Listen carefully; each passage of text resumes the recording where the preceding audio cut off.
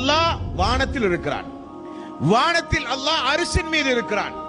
அரிசி எங்கே இருக்கிறது? அரிசி எதன் மீது இருக்கிறது? 11வது அத்தியாயம் 7வது வசனம். அல்லாஹ் ரப்பல் ஆலமீன் தன்னுடைய அரிசை குறித்து சொல்லுகிற வசனம்.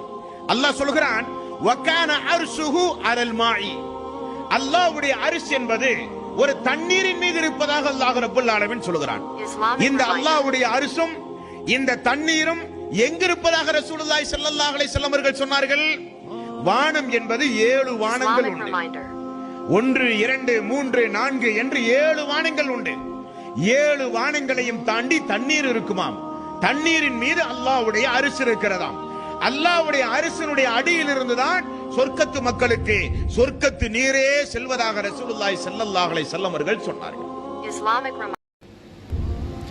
அடுத்தது நமக்காக வேண்டி, இறை விசுவாசிக்காக வேண்டி அல்லாஹ்விடத்தில் பேசுபவர்கள் யார் தெரியுமா? மலக்குமார்கள்.